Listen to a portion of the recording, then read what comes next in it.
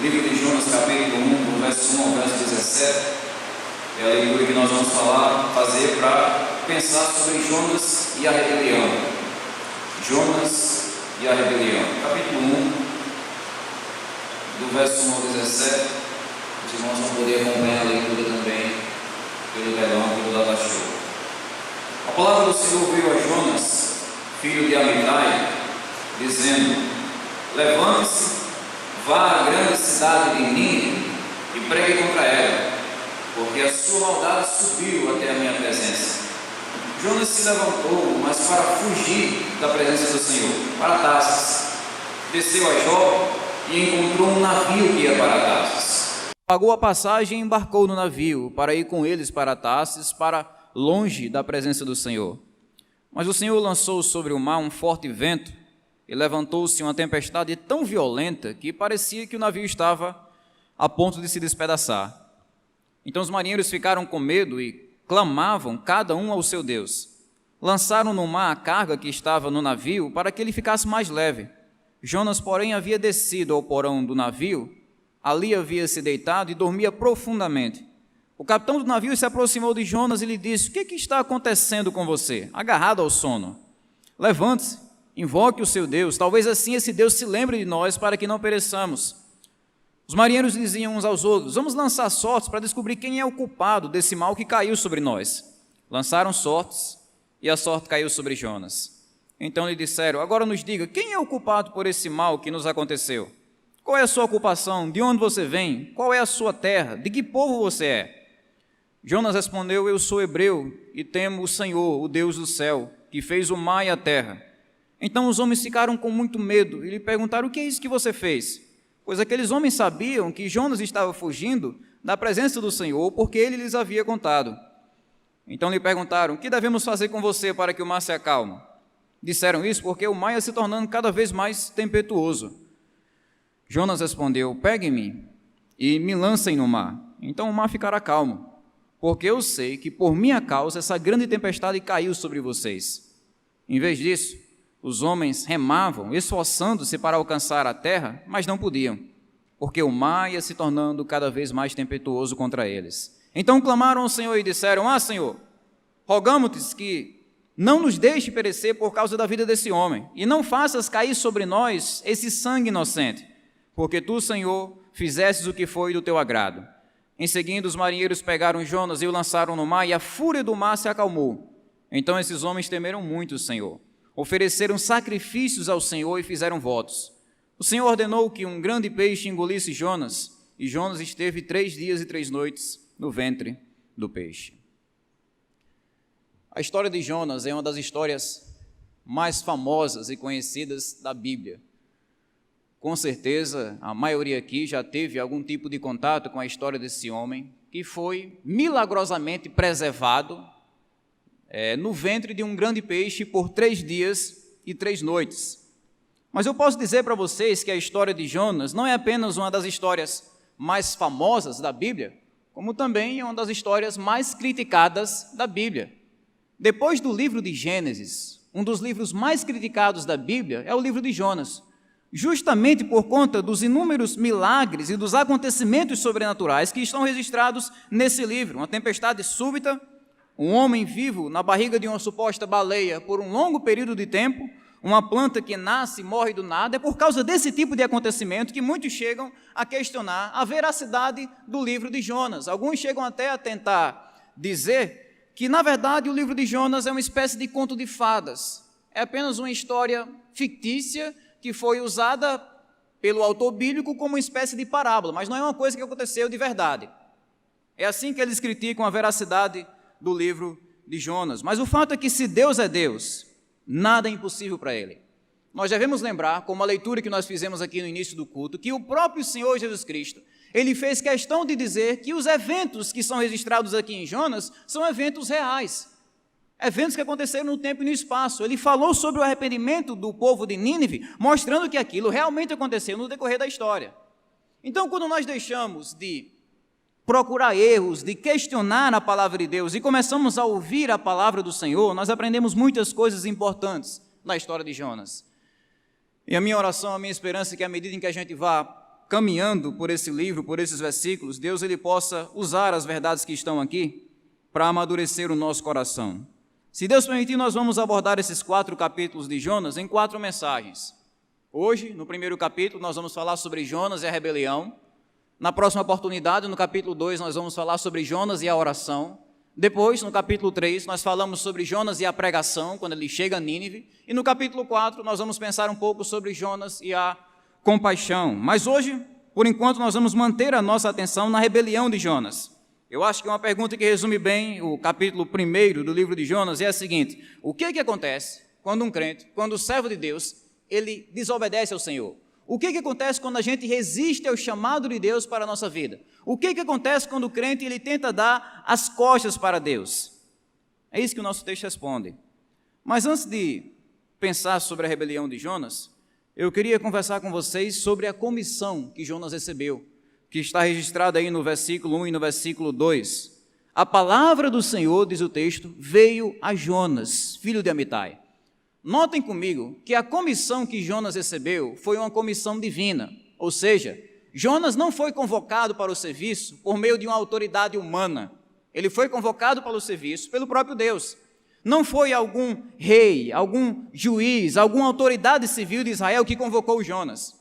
Também não foi uma autoridade religiosa, algum sacerdote ou algum sinédrio daquela época, não. Jonas foi convocado para o serviço pelo próprio Deus. A palavra que veio até Jonas não foi a palavra de um homem, e sim a palavra de Deus. A palavra do Senhor veio a Jonas. Essa expressão é usada normalmente no Antigo Testamento para descrever a convocação de um profeta. Sempre que Deus ele quer convocar algum profeta para o serviço, nós vemos esses termos aparecendo. A palavra do Senhor veio a Isaías, a palavra do Senhor veio a Jeremias, a palavra do Senhor veio a Ezequiel, a palavra do Senhor veio a Jonas. O profeta era justamente esse homem a quem a palavra de Deus era confiada. Era um homem designado por Deus, separado por Deus para falar a palavra de Deus para o povo de Deus. Era aquele que servia como uma espécie de embaixador. E Jonas, como nós lemos aqui no texto, ele fazia parte desse exército de Deus. Ele era um porta-voz do Senhor Deus.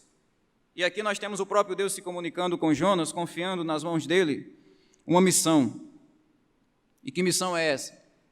O verso 2 diz: levante-se, vá à grande cidade de Nínive e pregue contra ela.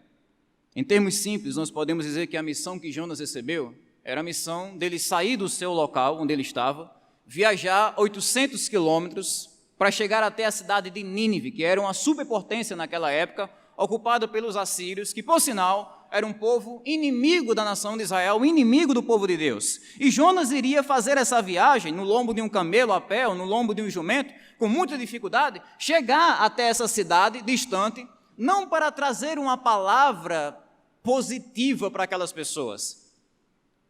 Deus diz: vá à grande cidade de Nínive, para quê? Para você pregar contra ela. Ele não iria até aquela cidade para elogiar o povo, aplaudir o povo, dizer vocês são nota 10, não. Ele iria carregar uma mensagem dura, fazer uma viagem dura, trazer uma mensagem dura para aquele povo pecador. Ele iria denunciar, como um profeta de Deus, o pecado daquela cidade. E por que Jonas ele teria de fazer algo tão radical, algo tão desconfortável para ele e para aquele povo também? A parte B do versículo 2 mostra a razão da missão. Deus diz: porque a sua maldade subiu até a minha presença. Essa é a razão da missão. A maldade daquela cidade era tão intensa, tão podre diante de Deus, que aquela maldade subiu até a presença do Senhor. Quando nós examinamos a história, nós vemos que os assírios eram um povo extremamente cruel, um povo extremamente violento. A violência daquele povo era tão grande. Os historiadores dizem que quando eles venciam alguma batalha, quando eles venciam alguma guerra, eles costumavam desmembrar os seus inimigos quando eles ainda estavam vivos. Isso quer dizer que eles arrancavam os olhos, eles arrancavam a língua dos homens com as próprias mãos, eles esquartejavam, faziam coisas horríveis. Eu sei que essa linguagem é um pouco chocante, mas isso serve para contextualizar o nosso coração aqui no livro de Jonas. Quem eram os ninivitas? Eram anjos? Não, eram demônios na terra. Homens conhecidos pela sua perversidade, pela sua monstruosidade. E é por isso que Jonas iria para lá, porque aquela monstruosidade, aquela maldade subiu até a presença de Deus, como o texto diz. A ideia não é que Deus ele não sabia, que Deus era inocente e de repente Deus ficou sabendo que estava essa bagunça toda lá em Nínive. Não, não é isso. Quando o texto diz que isso subiu até a presença de Deus, não quer dizer que ele tomou conhecimento daquilo naquele momento. Não. Quer dizer que a paciência de Deus já estava se esgotando, que Deus já estava prestes a dar um basta naquela situação, porque a paciência dele já estava nas últimas gotas. E podemos dizer que a pregação de Jonas para aquele povo seria uma espécie de manifestação da compaixão de Deus. É como se Deus estivesse levantando Jonas para dar uma última chance para a maldade daquele pessoal. Se eles mudassem, se eles se arrependessem com a pregação de Jonas. E essa é a comissão que Jonas recebe do Senhor. O próprio Deus convoca Jonas para a tarefa de pregar contra uma cidade que já tinha esgotado a paciência dele com a sua maldade. E nós podemos aprender algumas lições importantes, irmãos, para a nossa vida, olhando para essa comissão de Jonas. O que nós aprendemos aqui? O chamado de Deus para a vida do crente nunca é fácil. O chamado de Deus para Jonas é um chamado difícil. A gente consegue identificar isso aqui claramente. Nós olhamos com um certo espanto para essa situação aqui de Jonas, para esse aperto de Jonas, porque a gente fica pensando, olha, será que Jonas não seria assassinado na primeira pregação dele? Se ele viajasse tão longe, desconhecido, no meio de uma cidade de homens tão perversos, será que ele não iria morrer no primeiro sermão? Era uma missão difícil, a gente tem que concordar com isso. Mas não apenas a missão de Jonas era difícil, não apenas o chamado de Jonas era um chamado difícil, o nosso chamado também é difícil. O chamado de Deus para a vida dos seus servos é um chamado difícil. Percebam comigo. Primeiro, Jonas foi chamado para pregar para os seus inimigos. E como crentes, qual é o nosso chamado? Nós somos chamados a amar os nossos inimigos também. Assim como Jonas, nós somos chamados a orar por aquelas pessoas que querem o nosso mal. Assim como Jonas, nós somos convocados pelo próprio Deus a trabalhar pelo bem daquelas pessoas que querem nos destruir. Se o seu inimigo tiver sede, dê de beber. Se tiver fome, dê de comer, porque fazendo assim você vai amontoar brasas sobre a cabeça do seu inimigo, como está lá em Romanos. Então, assim como Deus chamou Jonas para abençoar um povo inimigo, Deus também, Ele quer usar você. O chamado de Deus para a sua vida é para que você seja usado para abençoar aquelas pessoas que querem o seu mal. Isso é fácil? Não é fácil. O chamado de Deus para a vida do crente não é fácil. Segundo, Jonas foi chamado para abandonar o conforto da sua casa e viajar quase 1.000 quilômetros numa viagem penosa para fazer a obra de Deus. Jonas foi chamado para sair da sua zona de conforto, deixar lá de lado o seu ar-condicionado, o seu suquinho, a sua rede, o seu rádio. Ele deixou de lado tudo isso, saiu da sua zona de conforto para fazer a obra de Deus. E esse é o chamado de Deus, não apenas para Jonas, também para nós. O chamado de Deus é para que a gente abandone a nossa zona de conforto. O chamado de Deus é para que a gente não alimente o tipo de comodismo que congela o nosso serviço na obra de Deus. O chamado de Deus é para que a gente se gaste, assim como Ele chamou Jonas para se gastar. O chamado de Deus não é para autopreservação, é para o serviço, não é se você se sente bem, se isso vai ser bom ou lucrativo para a sua vida pessoal. A importância final é priorizar o reino de Deus acima do nosso conforto pessoal. Buscai, em primeiro lugar, o reino de Deus. Então, Jonas é chamado para abandonar a sua zona de conforto, nós também. E terceiro, Jonas foi chamado para assumir riscos, e risco de vida. Ele poderia morrer naquela missão. No primeiro sermão, ele poderia ser assassinado, torturado, que é pior, cruelmente pelos assírios. E a mesma coisa acontece com a gente, irmãos. O caminho da obediência, na maioria das vezes, sempre vai ser um caminho arriscado, humanamente falando. Para você obedecer a Deus, você se arrisca a fazer muitas coisas. Às vezes a pessoa recebe Jesus aqui na igreja, e ela começa a correr o risco de ser rejeitada pela sua família, que muitas vezes é uma religiosidade muito grande, muito forte, uma tradição religiosa muito intensa. E aquela pessoa recebe Jesus e ela passa a correr o risco de ter a desaprovação dos seus pais, de ser criticada. Às vezes você começa a obedecer a Deus, ser honesto lá no seu trabalho, e você começa a correr o risco de perder o seu emprego por causa da sua desonestidade, ou da sua honestidade. Tal é o mundo que a gente vive hoje. Às vezes você começa a obedecer a Deus, a adotar convicções bíblicas, e você corre o risco de ser isolado, zombado, lá na sua universidade, lá na sua escola, porque você é um servo de Deus. Então, quando nós se colocamos a serviço do Senhor, nós estamos assumindo riscos, assim como Jonas assumiu. Então, irmãos, a vida cristã ela é qualquer coisa, menos uma vida mole, menos uma moleza total. Amar nossos inimigos, sair da nossa zona de conforto, assumir riscos pelo benefício do Evangelho. Isso é o que Deus tinha para Jonas e isso é o que Deus tem para a minha vida e para a sua vida, como crentes que somos em Cristo Jesus. E infelizmente, como nós vemos no texto, foi por causa dessas dificuldades que Jonas ele tentou recusar a sua missão. Prosseguindo no texto, no verso 3, nós vemos a rebelião de Jonas. Olha aí qual foi a resposta de Jonas. Jonas se levantou, mas para fugir da presença do Senhor, para Tarsis. Você pode até notar comigo aqui no verso 2 e no verso 3, que tem uma repetição de termos. Deus diz a Jonas, levante-se, e Jonas de fato se levantou, mas não para obedecer a Deus, não para dizer sim para o chamado de Deus, mas sim para fugir do Senhor, fugir da presença do Senhor, fugir do chamado de Deus. Jonas tentou fazer a maior loucura que um ser humano pode fazer diante do Criador, que é a loucura de tentar fugir de um Deus que está em todos os lugares. Talvez na mentalidade de Jonas, ele achasse que o poder de Deus só era ativo ou operante lá no território de Israel. É por isso que ele dá no pé, é por isso que ele se manda, é por isso que ele vai embora. Porque geralmente as pessoas daquela cultura pensavam que as divindades elas tinham certas limitações geográficas. Por exemplo, olha, esse Deus aqui ele só tem poder sobre as montanhas. Se você descer a montanha, ele não vai poder pegar você. Esse Deus aqui, ele só tem poder sobre o mar. Se você sair do mar, esse Deus nem pode criticar você, nem pode aprovar você. Esse Deus aqui só tem poder sobre tal lugar. Então talvez Jonas pensasse, que o poder de Deus estava limitado ali à nação de Israel. E logo, Jonas ele vai descobrir que não tem limites para a mão de um Deus onipresente. Ele vai ter que aceitar a missão. Ele vai ter que cumprir. Essa é a diferença entre o livro de Jonas e os filmes de uma franquia muito famosa chamada Missão Impossível. Sempre que o Ethan, do Missão Impossível, ele vai receber uma missão, ele recebe geralmente um dispositivo, e a agência, quando está transmitindo aquela missão por meio do remetente, o camarada diz mais ou menos isso para Ethan, né? Olha, sua missão, caso você decida aceitar, você faz isso, você faz aquilo. Caso você decida aceitar, uma missão impossível, mas você pode aceitar ou pode rejeitar. No caso de Jonas, não teve isso não. Deus não disse, Jonas, caso você decida aceitar, você vai para a cidade de Nínive, você vai pregar contra aquele povo, caso você decida aceitar. Deus não fez isso. Deus disse, Jonas, olha, a sua missão é essa, vá lá para a cidade, pregue contra o povo, ponto. Você vai fazer isso. Mas, infelizmente, Jonas ele tentou fugir da missão. E no verso 3 nós vimos a estratégia que ele bolou para fugir da ordem do Senhor. O texto diz, desceu a Jope e encontrou um navio que ia para Tarsis.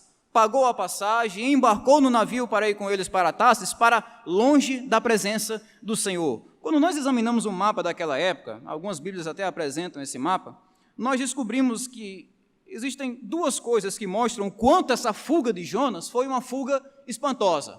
Primeiro porque Jonas foi na direção exatamente oposta. Deus disse, vá para o norte, e ele foi para o sul.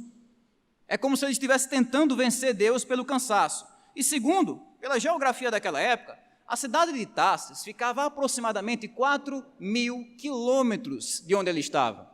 Se Jonas tivesse de viajar de onde ele estava até a cidade de Tarsis, ele demoraria um ano. Um ano no zigue-zague de um navio, até chegar à cidade de Tarsis, até chegar ao seu destino, uma vez que naquela época eles não tinham a mesma facilidade de locomoção que nós temos hoje. Na nossa linguagem, Tarsis ficava lá no fim do mundo, distante. Isso foi para lá que Jonas tentou fugir. Foi para lá que Jonas tentou desobedecer a ordem do Senhor Deus. A pergunta que fica no ar, quando a gente pensa sobre isso, é por que Jonas ele estava tão decidido a fugir dessa missão, né? Por que Jonas está disposto a encarar uma viagem de 4.000 quilômetros só para dizer não para Deus? Qual é a motivação dele? Por que ele rejeita tanto essa missão? Por que ele planeja uma fuga tão radical? Quando nós examinamos o livro de Jonas de uma maneira mais geral, mais panorâmica, nós percebemos que existem duas razões para Jonas rejeitar essa missão. Primeiro, porque a missão era difícil, como eu já disse para vocês. Não seria fácil ele fazer essa viagem e pregar para um povo tão violento. E outra razão que pesa mais do que essa para Jonas rejeitar a missão do Senhor é porque ele não queria a restauração de Nínive. Jonas não queria que os ninivitas fossem restaurados. Jonas era um cara extremamente patriota. Ele amava e idolatrava, chegava a idolatrar a sua nação como uma espécie de fanático. E naquela época, na época de Jonas, o profeta Oséias, que foi o seu contemporâneo, ele havia pronunciado uma profecia que dizia mais ou menos isso: olha, um dia a Assíria será levantada pelo próprio Deus para castigar a nação de Israel. Isso está lá em Oséias, capítulo 11, versículo 5. E uma vez que Jonas viveu naquela época, fazia parte da comunidade dos profetas, Jonas sabia daquela profecia. Então o que ele pensou? Ele pensou o seguinte: olha, eu não vou alimentar uma cobra que vai morder o meu povo no futuro. Eu não vou cuidar de um povo ou ser instrumento de Deus na restauração de um povo que futuramente vai nos destruir. É por isso que Jonas, com esse patriotismo exagerado, com esse tipo de fanatismo nacionalista, ele queria rejeitar aquela missão e dizer não para Deus. O desejo de Jonas não era que os ninivitas fossem auxiliados, ele queria que os ninivitas fossem prejudicados. Não a redenção de Nínive, mas sim a destruição de Nínive. E podemos dizer que nessa hora o preconceito nacionalista de Jonas pesou mais do que a sua compaixão. Ele amava tanto a sua nação que passou a odiar os outros povos. E foi por isso que ele desobedeceu, irmãos. Com isso em mente, olhando para essa rebelião de Jonas, eu queria trazer algumas lições importantes aqui para a minha vida e para a sua vida, que Deus colocou no meu coração. Primeiro, percebam aqui na rebelião de Jonas que nem sempre o que dá certo é certo. Nem sempre o que dá certo é certo. Pensem comigo nessa viagem que Jonas fez, fugindo de Deus. Você prestou atenção que inicialmente deu tudo certo para ele? Fantástico, deu tudo certo. Jonas desceu até Jope, ele teve saúde para fazer isso, ele não adoeceu, Deus não quebrou as pernas dele, não, ele teve saúde, desceu até Jope. Chegando lá em Jope, o que aconteceu? Ele parou ali? Não, ele encontrou um navio. Olha, tem um navio, tem um transporte, vai dar certo mesmo. Mas será que tem vaga nesse navio? O texto diz que tinha vaga no navio. Ele encontrou uma vaga no navio, depois ele pagou a sua passagem. Ele teve dinheiro suficiente para pagar a sua passagem e fugir de Deus. E quando o navio ele sai para viajar, nós vemos que o capitão não morre, o navio não furou, o mar não secou, estava tudo dando certo. A gente pode dizer que a fuga de Jonas começou com o pé direito. Ele estava com a faca e com o queijo na mão para fugir da presença do Senhor. Ele tinha tudo naquele momento, menos a aprovação de Deus. E devemos guardar isso em nossos corações, irmãos. Sendo bem sincero com vocês, o caminho da desobediência a Deus, muitas vezes, é um caminho que parece excelente. O caminho da desobediência a Deus, muitas vezes, é um caminho onde as coisas começam a dar certo para você. Você começa a se afastar de Deus, você começa a pecar e as coisas começam a dar certo, as coisas ficam mais fáceis. A sua caminhada vai ficando cada vez mais tranquila, por quê? Porque o caminho da desobediência, além de ser largo, é um caminho fácil, é um caminho populoso. Então, quando a gente olha para a nossa vida e a gente vê que as coisas estão dando certo, isso não é um sinal de que Deus está com você. Lembra do que Satanás disse ao Senhor Jesus Cristo lá no deserto? Jesus, se você se prostrar aqui e me adorar, vai dar tudo errado para você. Foi isso que ele disse? Jesus, se você se prostrar e me adorar, vai dar tudo certo. Você vai ter tudo à sua disposição. Então, quando Satanás estiver tentando você se afastar de Deus, a primeira coisa que ele vai fazer é movimentar aí o controle que ele tem ainda nessa vida para fazer as coisas darem certo para você. Como deu certo para Jonas inicialmente. Encontrou um navio, teve dinheiro, teve saúde, fugiu, começou a viagem tranquilamente. Mas nem tudo que dá certo é certo.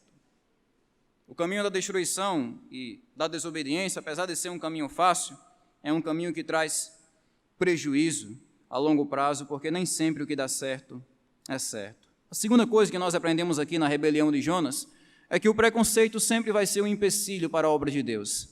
Examinando o livro de Jonas, nós vemos que o principal vilão desse livro é o preconceito profundo que ele tinha no seu coração contra os assírios, contra os ninivitas. Mas é bom em nossa época a gente ressaltar o significado de preconceito, porque infelizmente a palavra preconceito é uma das palavras mais banalizadas na nossa época, penso eu. O que é preconceito? Preconceito não é só você discordar de alguém, como a sociedade ensina, né? Se você discordar de mim, então você vai estar sendo preconceituoso comigo. Se você não concordar com tudo que eu penso, então você vai estar sendo preconceituoso. É isso que a sociedade ensina. Mas quando nós examinamos essa posição à luz da Bíblia, nós vemos que preconceito não é apenas você discordar de alguém. Preconceito é você odiar alguém. O preconceito nasce quando essa discordância da mente produz raiva, produz ódio no coração. Uma coisa é Jonas discordar dos ninivitas. Qualquer pessoa em sã consciência discordaria daqueles homens cruéis e violentos. Não tem nenhum problema em discordar.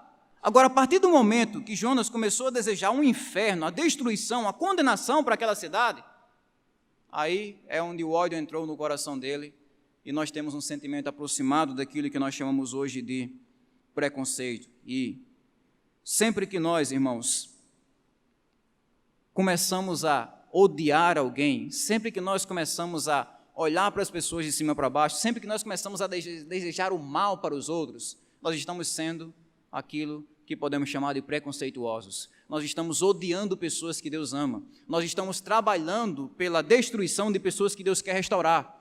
Então é totalmente normal você discordar das pessoas que convivem com você. É normal. Agora, a partir do momento que você começa a odiar essas pessoas, trabalhar pelo mal dessas pessoas, ter prazer em fazer a caveira dessas pessoas, ter prazer em criticar essas pessoas, desejar o pior para elas, aí sim é onde o ódio toma conta do seu coração e você repete o mesmo erro que o velho profeta Jonas cometeu na sua história. Devemos então guardar o nosso coração do preconceito, porque ele sempre vai ser um empecilho para a obra de Deus.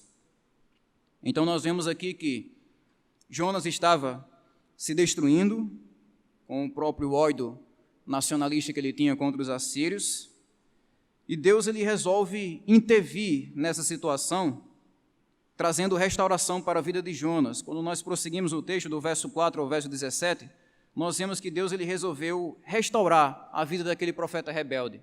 Não vai dar tempo a gente, é claro, analisar detalhadamente cada um desses versículos, mas eu queria destacar com vocês aqui duas coisas importantes para a gente guardar no nosso coração. Deus usou duas coisas para restaurar a rebeldia de Jonas. Deus usou duas coisas para curar aquele coração preconceituoso. Primeiro, nós vimos no texto, no verso 4, que Deus usou as dificuldades. O que Deus usa para restaurar a vida do crente quando ele inventa de ser rebelde? Ele usa as dificuldades. O texto diz, mas o Senhor lançou sobre o mar um forte vento e levantou-se uma tempestade tão violenta que parecia que o navio estava a ponto de se despedaçar. Foi o primeiro instrumento que Deus usou, as dificuldades. Primeiro nós vemos Deus aqui levantando uma tempestade para interromper a fuga de Jonas. É como se o Criador do universo ele desse um pequeno sopro ali no mar. E quando ele dá esse pequeno sopro, o mar fica tão violento que o navio fica prestes a se despedaçar, prestes a afundar. É tanto que o versículo número 7 até registra para nós que os marinheiros tentaram reverter aquela situação. Diz o texto, os marinheiros diziam uns aos outros, vamos lançar no versículo 7 não, perdão, que já é outra coisa, versículo 5. Então os marinheiros ficaram com medo e clamavam cada um ao seu Deus, lançaram no mar a carga que estava no navio para que ele ficasse mais leve. Eles estão tentando resistir à soberania de Deus. Tentaram, de alguma maneira, restabelecer o controle do navio à medida em que deixava o navio mais leve. O problema é que Jonas, infelizmente, estava em rebelião contra Deus e Deus bateu o pé, por assim dizer, e disse, olha, Jonas não vai passar desse ponto. E não passou. A tempestade ia ficando cada vez mais violenta, e é nesse ponto que, acredito eu, o profeta Jonas, ele começa a ter uma extensão, um domínio mais, um entendimento mais claro do poder de Deus. Ele começa a pensar o seguinte, olha, Deus não tem só poder lá em Israel não, Ele tem poder aqui também. É tanto que eu fugi aqui para o meio do mar, achava que Deus ia me deixar em paz, mas está aqui Ele continua me perseguindo, por assim dizer, no bom sentido. Ele continua do meu lado. Segundo, nós vemos Deus usando os dados para denunciar o pecado de Jonas. Jonas estava lá, escondidinho, até dormindo, né? Talvez a viagem até Jope tenha sido uma viagem cansativa, muito desgastante, e ele estava recarregando as baterias no sono, lá no porão do navio. Aí Deus levanta os marinheiros para começarem a fazer um processo de tirar sortes. Geralmente os antigos daquela época, o pessoal daquela cultura, eles costumavam tomar decisões baseados, fundamentados na sorte. Então eles pegavam um balde qualquer, um bocado de pedrinhas, nomeavam essas pedras, colocavam tudo dentro do balde e chacoalhavam para tomar algum tipo de decisão. Olha, a pedrinha que sair vai ser a decisão que a gente vai tomar. Pois bem, quando fizeram esse processo, Deus, com o controle absoluto que Ele tem sobre tudo, Ele sorteou Jonas. Digamos que Deus ele definiu qual era o lado que o dado iria virar. Ele tirou Jonas do anonimato e mostrou que Jonas era o problema de toda aquela situação. Isso mostra para nós que o controle de Deus não é só sobre uma grande tempestade, sobre os grandes acontecimentos da vida. Deus controla um dado, irmãos. Deus controla um grãozinho de poeira. Ele controla os mínimos detalhes para os propósitos que ele tem. E é por isso que ele sorteou Jonas. Outra dificuldade que nós vemos Jonas enfrentando aqui é quando Deus usa o grande peixe. É como se Deus ele usasse esse peixe aqui. Eu não vou nem me adentrar muito nessa parte, porque os irmãos já conhecem bem. Mas basicamente Deus ele usou aquele grande peixe, que alguns supõem ser uma baleia, como uma espécie de submarino improvisado. Jonas estava lá no fundo do mar, o peixe veio, abocanhou Jonas, na nossa linguagem, e lá Jonas passou 3 dias e 3 noites no ventre daquele peixe. Um dos relatos que eu li sobre um homem que passou um determinado tempo no ventre de uma baleia, um homem chamado James Berkeley, depois que ele passou por essa experiência traumática, ele passou algumas semanas delirando, tentando se encontrar na vida, e ele descreveu, quando estava em sã consciência, que as 2 piores coisas que ele enfrentou no tempo que ele passou no ventre da baleia foi, primeiro, o calor infernal, um calor de matar, um calor de derreter, e segundo, a imobilidade total. Você fica preso lá naquele lugar em total escuridão, sem poder você movimentar nada do seu corpo. Foi isso que Jonas experimentou. A gente fica imaginando, né? Se já é ruim você ficar 3 dias e 3 noites só numa sala, preso numa sala, ventilada, onde você pode se movimentar, imagine você passar esse tempo no ventre de uma baleia, sem nem saber onde é que você está lá no meio do oceano. Foi isso que Jonas enfrentou naquele episódio. E é claro que ele passou por essa experiência de uma maneira miraculosa. É a mão de Deus que estava preservando Jonas aqui. Deus estava preservando Jonas tanto de si mesmo, da sua própria rebeldia, como também estava preservando Jonas da morte. Deus não permitiu que Jonas morresse naquela situação. E é aqui onde nós começamos a ver que as coisas começam a dar errado para o lado de Jonas. As próprias circunstâncias, as próprias dificuldades estão ensinando para ele uma lição dura, que fugir de Deus não vale a pena. Mas Deus não usou apenas as dificuldades para disciplinar e restaurar Jonas. Nós vemos também que Deus usou pessoas, como está escrito aí do verso 5 ao 14. Lendo esses versículos mais detalhadamente, você vai perceber que os marinheiros, nesse episódio, eles se mostraram mais tementes a Deus do que o próprio Jonas. É irônico mesmo. Os marinheiros mostraram mais temor a Deus do que Jonas. Depois que Jonas ele abriu o jogo, ele mostrou para os marinheiros que a razão daquela desgraça que estava acontecendo era ele, a culpa era dele. O que foi que os marinheiros fizeram? Os marinheiros repreenderam Jonas. Está aí do versículo 9 até o versículo de número 10. Jonas respondeu: eu sou hebreu e temo o Senhor, o Deus do céu, que fez o mar e a terra. Então os homens ficaram com muito medo e perguntaram: o que é isso que você fez? Como é que você faz esse tipo de loucura? Você diz que serve a um Deus todo-poderoso e você tenta fugir desse Deus? Alguma vez na vida você já foi repreendido por um descrente? É vergonhoso, né? Quando o descrente olha para você e diz: rapaz, é porque você é crente e faz isso, né? Você se diz crente, se diz santarrão e fica fazendo esse tipo de coisa. É vergonhoso, né? Jonas está passando por isso. Era um profeta de Deus, conhecia mais a Deus do que aqueles homens, mas os marinheiros aqui, ignorantes, é que são usados por Deus para repreender Jonas. Como é que você faz esse tipo de coisa, Jonas? Você está tentando fugir de Deus? Outro ponto importante do texto, que nós vemos Deus usando pessoas aqui para restaurar Jonas, é o momento em que os marinheiros lutam para salvar a vida de Jonas. Depois que Jonas pediu para ser lançado no mar, o que foi que aconteceu? Os marinheiros podiam dizer, né? Tanto faz, a culpa é dele, então vamos lançar Jonas aqui no mar. Não temos nada a ver com Jonas. Mas não foi isso que aconteceu.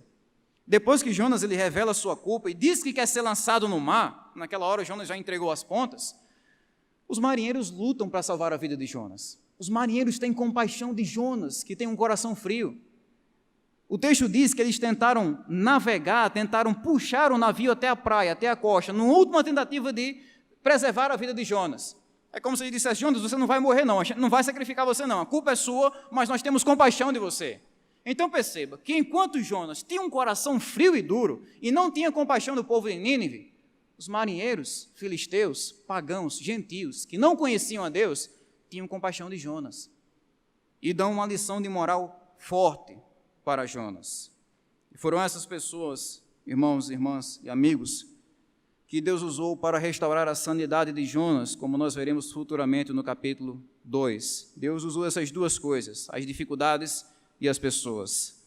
E vale a pena a gente tirar aqui umas últimas aplicações dessas dificuldades de Jonas para a nossa vida. O que nós aprendemos aqui? Fugir do chamado de Deus sempre é prejuízo. Fugir do chamado de Deus é prejuízo na certa. É difícil obedecer ao chamado de Deus? É claro que é difícil. É por isso que nós temos o Espírito Santo, porque não é fácil. Mas quer saber o que é mais difícil? É a gente desobedecer. É a gente tentar dar as coisas para Deus. Qual é o chamado que Deus tem para a sua vida? Se você não é um cristão ainda, o chamado de Deus para a sua vida é para que você se arrependa dos seus pecados, confie no Senhor Jesus Cristo, receba a vida eterna, seja transformado pelo Espírito Santo. É o chamado de Deus para a sua vida. Se você já é crente, o chamado de Deus para a sua vida é para que você viva a sua vida cristã com cada vez mais ousadia, se aprofunde na sua comunhão com Deus, no seu serviço a Ele. Sempre nós podemos identificar um tipo de chamado de Deus para a nossa vida. E caso a gente desobedeça esse chamado, a gente tem prejuízo na certa. No livro de Jonas nós vemos que tudo obedeceu à ordem de Deus, tudo. O vento obedeceu, o mar obedeceu, o peixe obedeceu, os marinheiros obedeceram, a planta obedeceu, o verme obedeceu, os ninivitas obedeceram, só quem ficou de fora foi Jonas. Ele disse não para Deus e pagou caro por causa disso. Outra coisa importante que nós devemos aprender no capítulo 1 de Jonas é que por mais que você desista de Deus, Deus não desiste de você. Por mais que você tente dar as costas para Deus, Deus vai estar do seu lado. Eu acredito que se a gente tivesse uma oportunidade de conversar com Jonas depois desse acontecimento dramático e perguntar o que ele aprendeu. Jonas, o que você aprendeu depois disso tudo? Que história incrível! Eu acredito que Jonas diria o seguinte: olha, eu aprendi que não tem como você dar as costas para um Deus que está em todos os lugares. Você dá as costas para Ele aqui, está Ele na sua frente. Você se vira para o outro lado, está Ele na sua frente. Não tem como você dar as costas para um Deus que está em todos os lugares. Eu tentei fugir para o mar e eu encontrei Deus lá. Daí eu me atirei na profundeza do oceano. Deus estava lá. E aí eu entrei no ventre de um peixe. E para minha surpresa, Deus também estava lá, no ventre de um peixe. Eu orei para Deus no ventre de um peixe. Então Jonas aprendeu isso. Não tem como você dar as costas para um Deus que está em todos os lugares, porque Ele é onipresente. E não apenas onipresente, mas também é misericordioso, é gracioso. Eu confesso para vocês que eu passei boa parte da minha vida olhando para essa história de Jonas de uma maneira equivocada. Por exemplo, eu pensava que a tempestade, que a baleia, o grande peixe, eram sinais da raiva de Deus pela vida de Jonas. Como se Deus estivesse dizendo: olha, Jonas, agora eu vou pegar você porque eu estou com muita raiva de você. É por isso que vai vir a tempestade, é por isso que eu vou colocar você lá dentro do ventre do peixe. Eu achava que essas coisas eram sinais da raiva de Deus, mas quando a gente examina o texto com mais cuidado, nós percebemos que, na verdade, a tempestade e um peixe sinalizam não a raiva de Deus por Jonas, mas o amor de Deus, a misericórdia de Deus, a compaixão de Deus. Deus amava tanto Jonas que ele resolveu interromper aquela fuga. A pior coisa que poderia acontecer com Jonas é ele conseguir fugir e ficar longe de Deus. Então Deus ele puxou o cabresto, como a gente diz, arrochou o nó. Irmãos, tem muita coisa ruim na vida da gente que acontece como resultado do amor de Deus. Eu não li errado, não. Tem muita coisa ruim que acontece na vida da gente que é resultado do amor de Deus por nós. Por que Deus permitiria uma coisa ruim na minha vida? É para evitar uma coisa pior. Deixa eu dizer uma coisa para vocês, guardem isso. Deus ele vai fazer o que for preciso para manter você do lado dele. Deus vai fazer o que for preciso. Se for preciso ele pesar a mão, ele pesa. Se for preciso ele disciplinar, ele disciplina. Se for preciso ele arrochar você, ele arrocha. Ele vai fazer o que for preciso para manter você perto dele. Eu estava na semana retrasada lá no CESP. Depois que liberaram as vacinas para o resto da população, eu fui lá tomar minha vacina. Enquanto eu estava na fila, algumas crianças estavam na minha frente.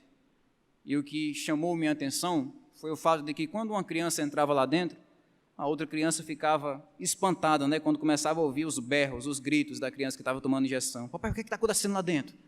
O que é isso, papai? Está fazendo o que com aquele menino ali dentro? Aí começava logo a chorar, começava logo o chororô total. Chamou mais a minha atenção ainda quando entrou um pai, um filho e uma mãe, saíram os três chorando. Nessa parte até eu tive medo. Eu comecei a olhar para um lado, olhei para o outro, se não era uma pegadinha do Silvio Santos. E aí fiquei lá, permaneci, perseverei. Mas eu estou citando essa situação para vocês porque isso trouxe uma reflexão interessante para o meu coração. Na cabeça daquela criança, talvez o pai estivesse fazendo uma coisa ruim com ela, né? Papai, por que você está me segurando? Essa mulher vai me furar, você não está vendo, não? Mamãe, por que você me trouxe para cá? Na cabeça da criança, aparentemente, aquela injeção era uma coisa ruim. E, de fato, é uma coisa ruim. Ninguém gosta de tomar injeção. Mas é uma coisa ruim que evita uma coisa pior. Então, se Deus tiver de segurar você para você chorar, se espendear e tomar uma injeção, o que é uma coisa ruim na disciplina, Ele vai fazer isso. Mas é para evitar uma coisa pior. É para evitar a doença. É para evitar a morte. É para evitar a destruição. A pior coisa que poderia acontecer com Jonas era ele ter sucesso na sua fuga. Mas glória a Deus que Ele interrompeu aquela fuga de Jonas e trouxe ele de volta para os caminhos do Senhor. Deus não desiste de nós, irmãos. Eu encerro com essas palavras. Jesus é a maior prova de que Deus persiste em trabalhar pelo nosso favor. Jesus é o verdadeiro Jonas. A história de Jonas é apenas uma sombra que está apontando para o Senhor Jesus Cristo. Ele é o verdadeiro Jonas. Assim como Jonas ele foi lançado no mar para salvar a vida dos marinheiros, assim também Cristo. Ele foi lançado na morte, ele foi lançado na ira de Deus, ele foi lançado no Calvário para preservar a nossa vida. Então, assim como aqueles marinheiros encontraram salvação por causa do sacrifício que Jonas fez, nós encontramos salvação também por causa do sacrifício de Jesus, porque como a gente leu lá no início do nosso culto, aqui está alguém que é maior do que Jonas, disse o Senhor Jesus Cristo. Ele é o verdadeiro Jonas que se sacrifica em nosso favor, porque tudo é sobre ele. Eu concluo dizendo que uma das coisas que não devemos perder de vista, à medida em que a gente vai prosseguindo nesse livro, é que Deus é o personagem central dessa história. A estrela da história não é Jonas, é Deus. É Deus quem fala, é Deus quem ordena, é Deus quem controla, é Deus quem transforma, é Deus quem ensina, tudo é sobre Ele. E hoje nós aprendemos que a nossa rebeldia, ela não consegue anular a soberania de Deus. A gente pode até se aventurar a fugir do Senhor, mas se nós somos verdadeiros crentes, Deus nunca vai deixar você perecer no pecado. As ovelhas do Senhor Jesus Cristo estão nas mãos dEle e ninguém pode arrebatar essas ovelhas de suas mãos. E que isso sirva tanto de consolo, como também de alerta para os nossos corações, a fim de que nós não venhamos alimentar qualquer tipo de rebeldia em nosso coração. Eu não sei qual é a área da sua vida em que você tem tendência de ser rebelde contra Deus, mas eu posso dizer com segurança, baseado aqui no capítulo 1 de Jonas, que a rebelião nunca vale a pena. Nunca vale a pena tentar dar as costas a um Deus que está em todos os lugares. Que Deus nos abençoe, então, com essa mensagem e encoraje o nosso coração no caminho da obediência. Amém, queridos?